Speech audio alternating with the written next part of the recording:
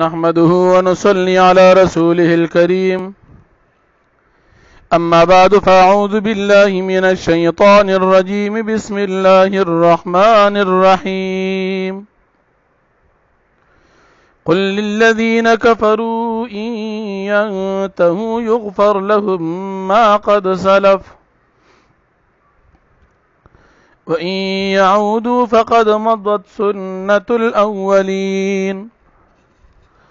وقاتلوهم حتى لا تكون فتنة ويكون الدين كله لله فإن انتهوا فإن الله بما يعملون بصير وإن تولوا فاعلموا أن الله مولاكم نعم المولى ونعم النصير واعلموا أنما غنمتم من شيء فأن لله خمسه وللرسول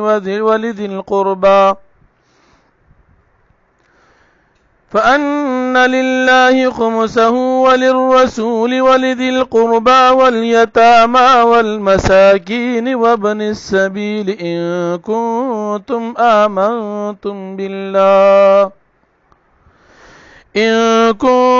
آمنتم بالله وما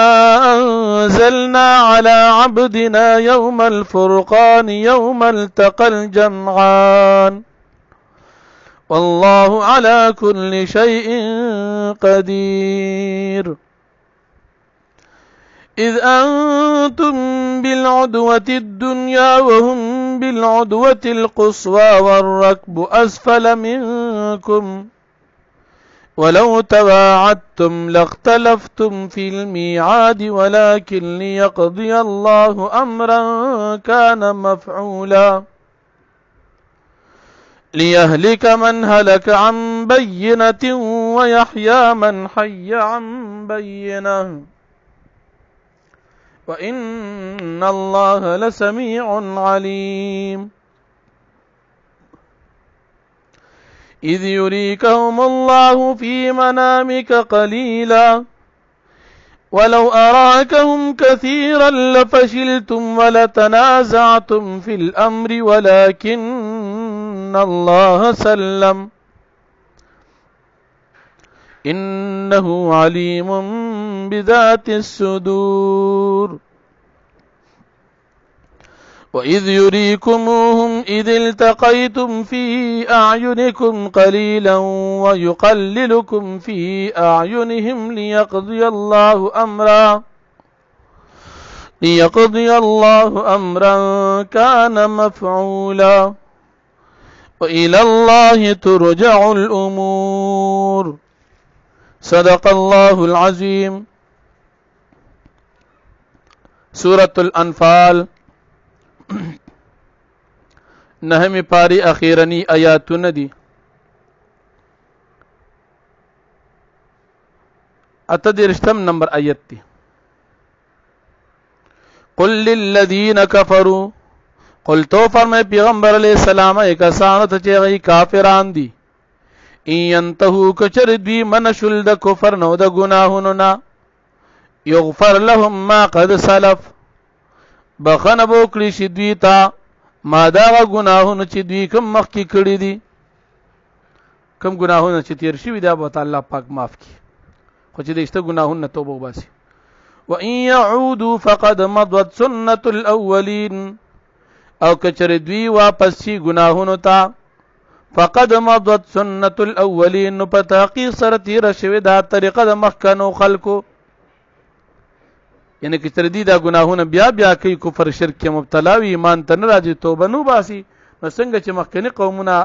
دا گناہون دا کفر پا بنا باندی حلاک شی دیوام حلاک شی. وقاتلوهم او تاسو جہادو کئی دا دی کافرانو سرا حتی تردی پوری لا تکون فتنہ چی پاتی نشی باقی فتنہ کفر شرک ویکون الدین کلہ للہ او پاتی شی باقی دن کلو ټول لله خاص د الله د پاره صرف د الله دین اسلام پاتې شنو ختم شي. فإن انتهوا کچر دوی منشوا الکفر او د شرک نه فإن الله بما يعملون بصير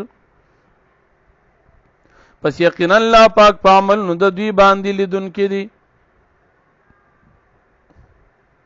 وإن تولوا کچر دوی مخواړ اعراض وکړو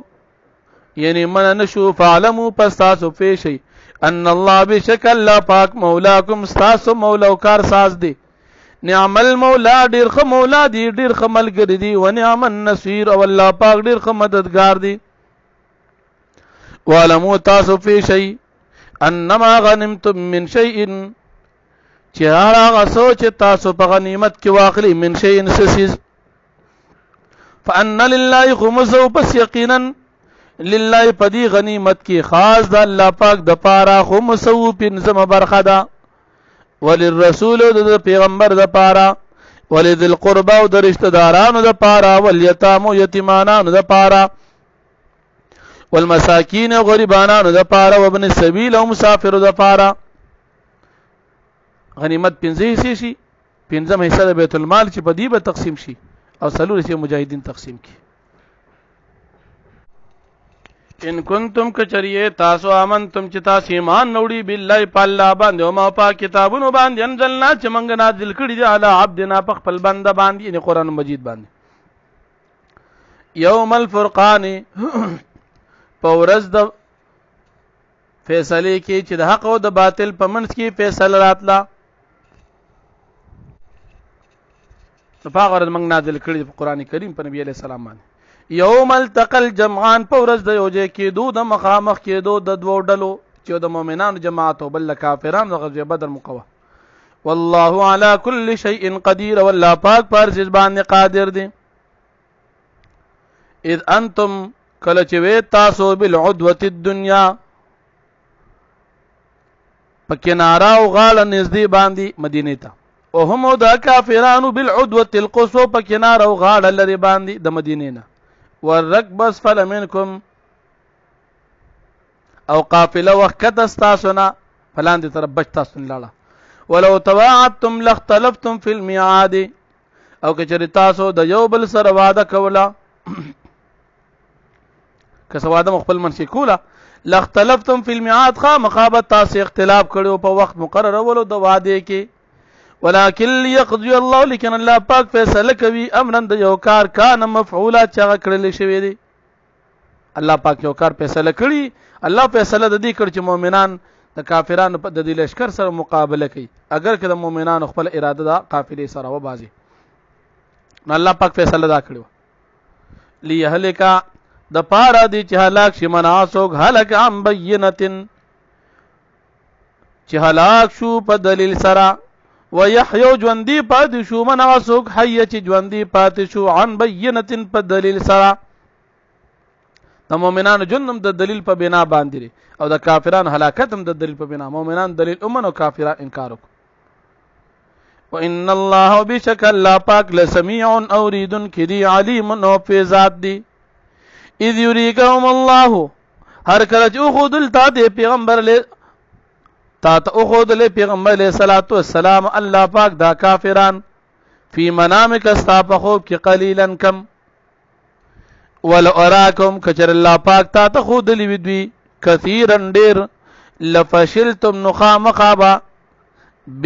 بزرشبو یا زړه له تاسو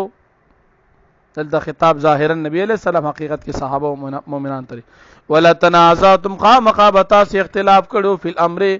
د الله پاک په دې کار کې په دې مقابله کفار کې نه په جهاد کې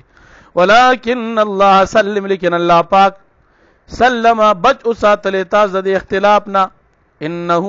بشک الله پاک علیم فی ذی بذات الصدور پرازونو د سینو باندې. و اذ یریکموهم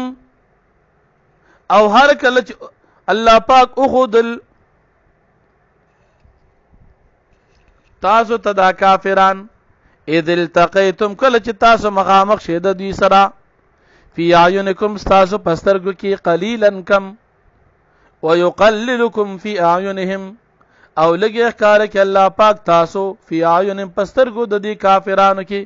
کافران ته تاسو کم ښکار کې او تاسو ته کافران د دې لپاره چې مقابله وشي ليقضي الله امرا كان مفعولا